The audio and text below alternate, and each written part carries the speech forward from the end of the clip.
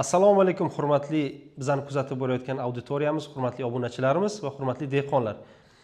Bugun siz azizlar bilan gaplashmoqchi bo'lgan mavzumiz o'g'itlar haqida. Albatta, AgroHouse maktab loyihasida sizga taqdim qilib borayotgan mavzularimiz ozroq ilmiy mavzu. Bizni kuzatib borayotgan barcha dehqonlar uchun ham juda qiziqarli deb ko'rinmasligi mumkin, lekin ishoning, bu mavzularning ichidan sizga beriladigan mavzular bir necha yillik tadqiqotlar, eng oxirgi tadqiqotlarni tarjima qilib, tekshirib, dehqonlar bilan maslahat qilib, hattoki ba'zi bir ma'lumotlarni o'zimiz sinab ko'rib, keyin biz slaydimizda, prezentatsiyamizda joylashtirib sizlarga taqdim qilyapmiz. Shuning uchun videomizni oxirigacha ko'rib, savolinglar bo'lsa izohlarda qoldirib borishinglarni tavsiya qilgan bo'lardik. Endi mavzumizni boshlasak, o'g'itlar. Bu juda ham katta mavzu, lekin biz bu mavzuga imkon qadar o'sha auditoriyamiz tushunadigan, dehqonlarga osonroq tilda tushuntirib borishga harakat qilamiz. O'g'itlar o'zi nima? O'g'itlar o'simliklarni oziqlantirish uchun qishloq xo'jaligida keng qo'llaniladigan moddalar. Ular biz bilamiz turli xil tasniflanishi mumkin, lekin odatda biz o'g'itlar deganda ko'pchiligimiz o'g'itlarni ikkita turga bo'lamiz. Organik o'g'itlar hamda mineral o'g'itlar yoki noorganik o'g'itlarga kiramiz. E'tibor bering, birinchi mineral o'g'itlardan boshlaylik. Mineral o'g'itlarni ko'pchilik sun'iy o'g'itlar deydi yoki bo'lmasam kimyoviy o'g'itlar deymiz. Endi organik o'g'itlarni ko'pchilik bilamiz. Organik o'g'it deganda o'zi birinchi navbatda ko'z oldimizga go'ng, misol uchun hayvon qoldiqlari yoki chirigan suyaklar yoki bo'lmasam go'ng ko'z oldimizga odatda keladi. Mineral o'g'itlar desa, bu mineral o'g'itlarimiz kimyoviy, deylik, qaysidir bir moddalarni bir-biriga reaksiyaga kiritish orqali hosil bo'ladigan elementlar yoki shu o'g'itlar nazarda tutiladi. Mineral o'g'itlarda o'simliklar uchun oson o'zlashtiriladigan oziqa moddalari miqdori yuqori bo'ladi. Misol uchun olaylik, bizning tuproqlarimizda odatda organik moddalar 1% dan 6% gacha bo'ladi. Va o'sha deylik organik moddalar, deylik go'ngni olaylik, go'ng tuprog'imizga bersak, go'ngda qancha miqdorda azot, fosfor, kaliy bo'ladi? Juda ham kam miqdorda bo'ladi. Ko'pchiligimiz bilamiz buni. Lekin bizga o'simligimizga zarur bo'ladigan deylik azotli o'g'itlardan, misol uchun selitra deymizmi yoki sulfat ammoniy deymizmi yoki karbamid deymizmi, unda azot miqdori juda ham yuqori. Misol yoki fosforli o'g'itlarda deylik organik mahsulotlar bor yoki organik o'g'itlar bor. Deylik ularda yoki organik moddalar deylik, organik moddalarda fosfor miqdori kamroq bo'ladi. Bizga yuqori fosfor keladigan bo'lsa, biz amofosdan foydalanamiz va hokazo. Shunga o'xshagan narsalar. Endi mana organik o'g'itlarda ko'pincha mana o'simlik va hayvon manbalaridan olinadi deb bu yerda ko'rsatdik. Organik o'g'itlardagi oziqa moddalari miqdori mineral o'g'itlarga nisbatan kamroq bo'ladi. O'simliklar organik moddalardagi oziqa moddalardan to'g'ridan-to'g'ri foydalana olmaydi. Avval ular o'sha tuproqdagi mikroorganizmlar orqali minerallashib, keyin o'simlikka yetkazib beriladi, yoki o'simlik tomonidan o'zlashtiriladi. Minerallashish jarayoni tuproqda tabiiy ravishda sodir bo'ladi va u hozir aytganimizdek tuproq mikroorganizmlar tomonidan boshqariladi. Endi bu rasmlarimiz bir umumiy tushuncha berish bobida ko'rsatib ketganmiz. Organik modda deganda ko'z oldimizga shu tarzdagi narsalar, o'g'itlar ko'z oldimizga keladi. Demak, azizlar, biz organik hamda mineral o'g'itlar haqida bitta pog'onadan o'tdik, sizlarga ma'lumot berdik. Endi ikkinchi pog'onamiz bu granulali hamda suyuq o'g'itlar haqida. Azizlar, siz darrov ko'z oldingizga keldi, deylik, mana bu keyingi slaydimizda bir ma'lumot sifatida ko'rsatdik, mana bu shakldagi o'g'itlar granulalangan shaklda hamda suyuq shaklda bo'ladi. Bu yerda ham biz hozir keyingi slaydlarimizda ko'rsatishga harakat qilamiz. Juda ham biz bilishimiz kerak bo'lgan asosiy ma'lumotlar bor. Granulali o'g'itlarni saqlash oson. Va bulardagi granulali o'g'itlardagi oziqa moddalari miqdori yuqoriroq bo'ladi nisbatan suyuq o'g'itlarga nisbatan. Suyuq o'g'itlar esa narxi ozroq qimmatroq bo'ladi, chunki suyuq o'g'itlarni ishlab chiqarish jarayoni sal qiyinroq, bir nechta kimyoviy ishlarni amalga oshirilganligi sababli odatda suyuq o'g'itlar qimmatroq shaklda bo'ladi. Oziqa moddalari ajralish tezligiga ko'ra tasnifladik. Biz mana bu yerda ma'lumot yozganmiz. Endi bu ma'lumotlarni o'zingizlar uchun o'qib, to'xtatib ko'rishinglar mumkin. Biz umumiy ma'lumot berib boramiz. Odatda o'g'itlarimiz sekin o'rib o'chan o'g'itlarimiz bor hamda bir necha oy davomiy ta'sirga ega bo'lgan o'g'itlarimiz bor. Bu bir-birini chalkashtirib yubormasligimiz kerak. Sababi biz mana bu yerda hozir ko'rsatganmiz mana bu so'z bilan SRF yoki SRF ko'rinishda, ya'ni slow release fertilizer degan tushuncha bu ingliz tilida sekin ajraluvchi o'g'itlar. Har bitta kompaniyaning o'zining plus tarafi bo'ladi, ya'ni mahsulot ishlab chiqarishida. Deylik, Compo Expert kompaniyasida mana keyingi barcha slaydimizda ko'rsatganmiz mana.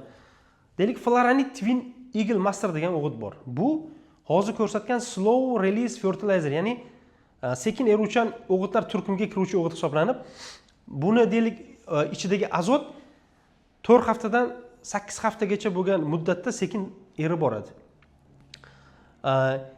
Oldingi mana slaydimizda mana bu so'zni ham ko'rsatganmiz. Coated release fertilizer, ya'ni ma'lum bir polimer qoplam bilan qoplangan sekin eruvchan o'g'itlar. Bunga mana bizni ko'rsatib o'tganmiz rasmda Bazakot degan o'g'itni ko'rsatganmiz. Albatta bu shakldagi o'g'itlar bozorda boshqacha nomlarda ko'p.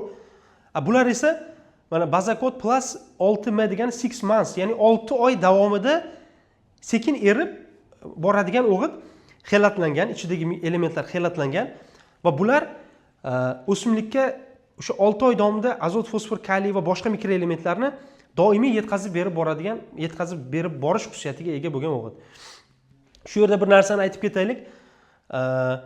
Ko'pchilik dehqonlarimiz MPK deymiz yoki bo'lmasam formulalarni aytamiz. 3/8 oling bizda so'rashadi, masalan, o'simligimizni ekdik, fosforli o'g'it berishimiz kerak, MPK berishimiz kerak ekan degan bir savollar ko'p keladi. Shu joyda aytib ketaylik.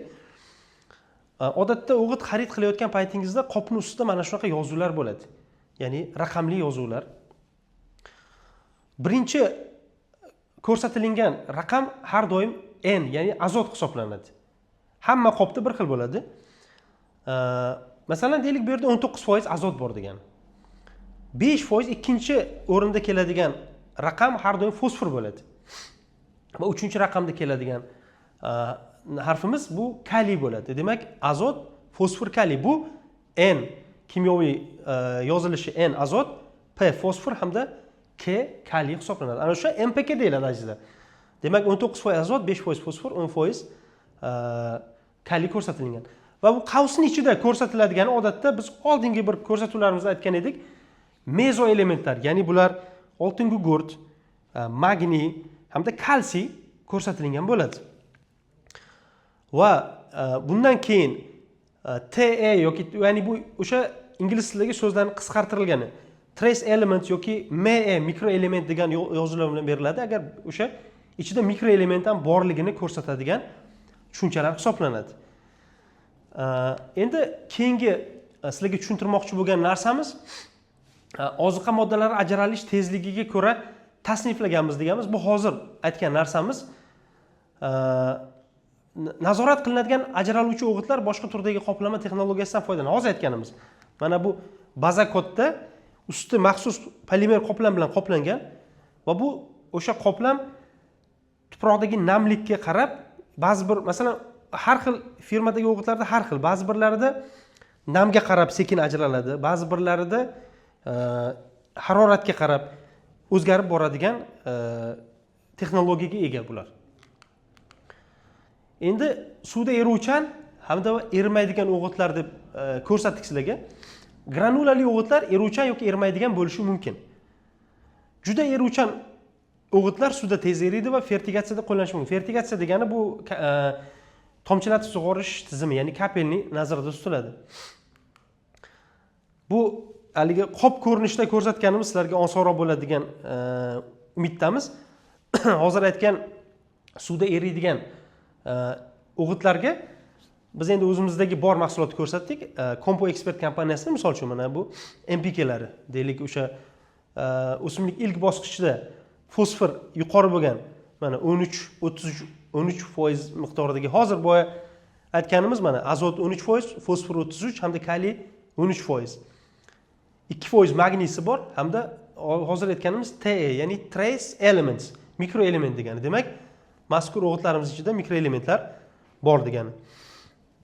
Xuddi shunday 20-19-19 o'g'itimiz, va kaliy yuqori bo'lgan o'g'itlarimiz. Bular suvda eruvchi MPKlar deyiladi. Endi bularda ham o'zini maxsus texnologiyasi bor. Ko'rayotgan bo'lsangiz, ya'ni N harfi ko'rsatilgan bu o'g'itimizda o'zi Compo Expert kompaniyasining o'g'itlarida azot 4 haftadan 8 haftagacha sekin eriydigan bir texnologiya qo'llanilgan. Ya'ni azotni nitrat formaga o'tishi sal sekinroq amalga oshiriladi. Bu zo'r. O'sha o'simlikka doimiy azot ta'minlanib turilishidan dalolat beradi. Va bu yerda biz erimaydigan o'g'it degan so'zni ishlatdik.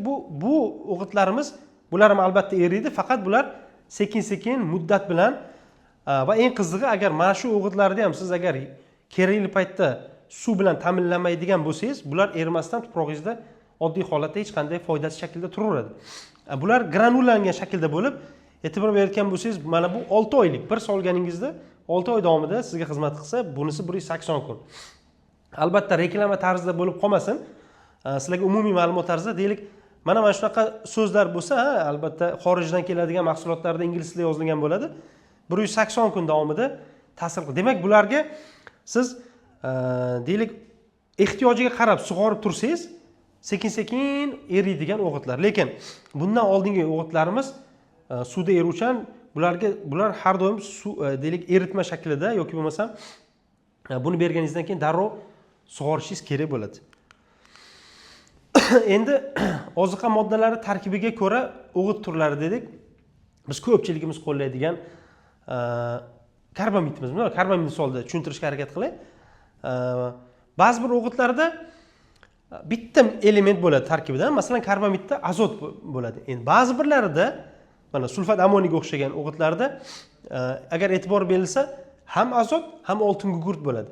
Lekin formulasida ko'rsatish mumkin. Masalan, 21:00 deb ko'rsatsa, uni tarkibida boshqa narsa yo'q ekan deb o'ylamang. Masalan, sulfat ammonining qopning ustida 21:00 deb ko'rsatadi-da, qavsning ichida yoki bo'lmasam qopning orqa tarafida ko'rsatilishi mumkin 24 oltin gugurt borligi. Mana shu ma'lumotlarga e'tibor berish kerak. Albatta, oladigan, ishlatadigan o'g'itingizni qopidagi ma'lumotlarni diqqat bilan o'qib ko'rish kerak. Oldi tarafini ham, orqa tarafini ham hamma joyini yaxshilab o'qib, keyin ishlatish tavsiya qilinadi. Azizlar, sizlarga yetkazmoqchi bo'lgan ma'lumotimiz shundan iborat edi. Albatta, tezroq gapirgan bo'lsak uzr so'raymiz, sababi videomiz juda uzoq cho'zilib ketsa ham ko'pchilikda erinchoqlik hissi uyg'onib qolmasin degan maqsadda tezroq gapirgan bo'lishimiz mumkin. Albatta, sizlar tomoningizdan bo'ladigan savollarni kutib qolamiz. Izohlarda yozib qoldiringlar. Keyingi ko'rsatuvlarimizda yana sizlarga foydali videolarni taqdim qilishni niyat qildik. E'tiboringiz uchun rahmat, salomat bo'linglar.